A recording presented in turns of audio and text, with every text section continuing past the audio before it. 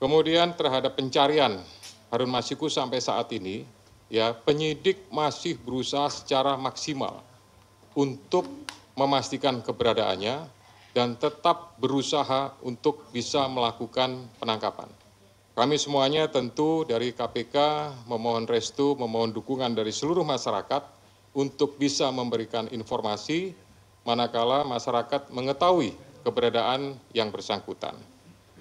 Kemudian terhadap beberapa nama ya untuk pengusutannya pasti ini juga kembali kepada kebutuhan penyidik.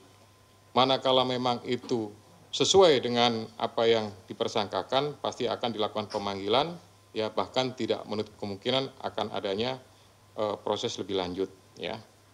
Kemudian berhubungan dengan masalah praper ya.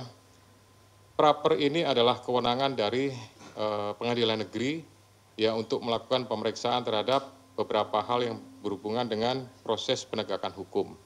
Nah ini tentu apakah berlanjut dan lain-lain, yaitu keputusan dari sana.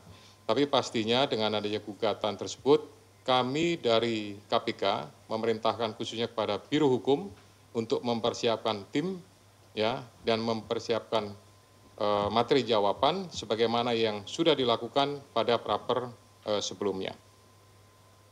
Untuk pemberkasan kita akan usahakan semaksimal mungkin ya. Manakala memang bisa diselesaikan dengan cepat, kita akan berusaha kita selesaikan dengan cepat ya. Tetapi prinsipnya adalah pemenuhan alat bukti berdasarkan keterangan saksi, kemudian keterangan juga tersangka dan barang bukti lainnya pastinya ini akan mendukung untuk proses pemberkasannya sampai kemudian nanti diserahkan atau dilimpahkan tahap 1 kepada pihak penuntut umum. Silakan Pak Asep untuk menambahkan. Bismillahirrahmanirrahim. Assalamualaikum warahmatullahi wabarakatuh.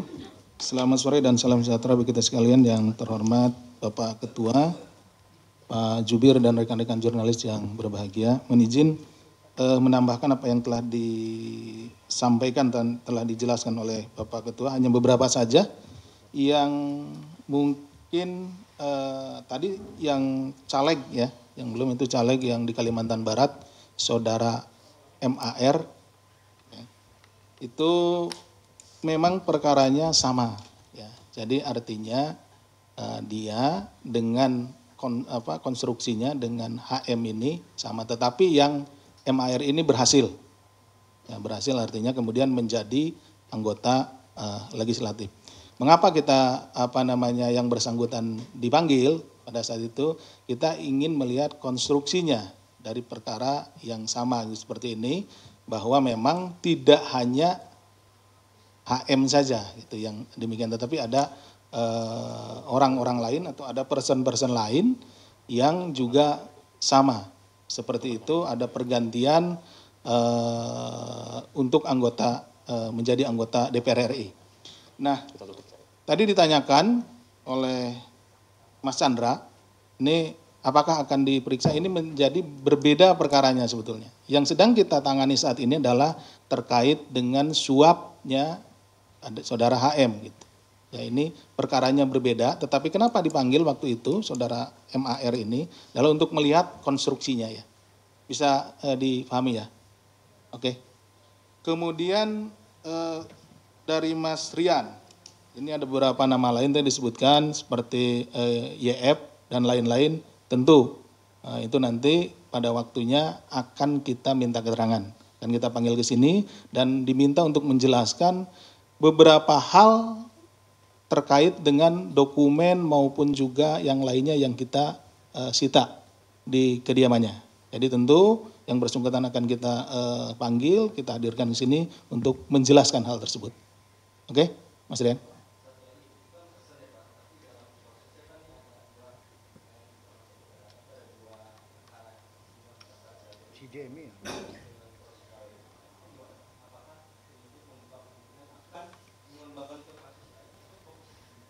Begini, kalau penanganan perkara tentu yang saat ini sedang kita tangani ini perkaranya yang Harun Masiku.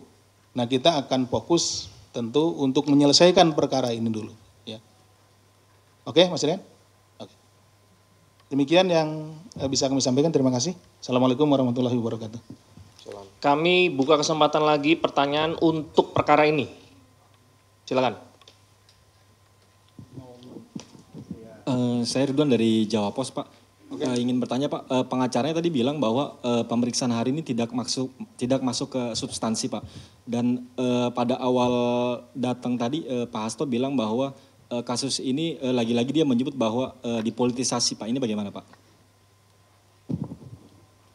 Lanjut. Selamat malam Pak, saya Fedriska dari Kompas TV. Saya ingin bertanya terkait dengan penahanan Hasto pada hari ini.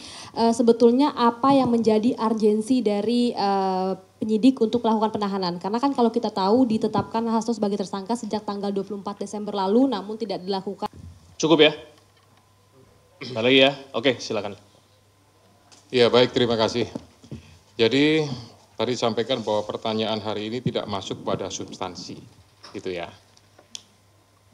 Yang bersangkutan ini kan sudah dilakukan pemanggilan dan pemeriksaan beberapa kali, gitu.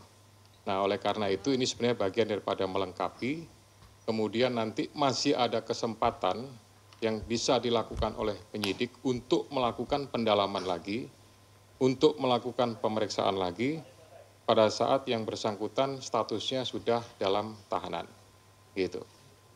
Kemudian yang kedua, berkaitan dengan penyampaian politisasi, sampai dengan hari ini tidak ada politisasi, tidak ada hal-hal yang berhubungan dengan tersebut, ya, sehingga kami melaksanakan ini hanya berdasarkan kepentingan penegakan hukum.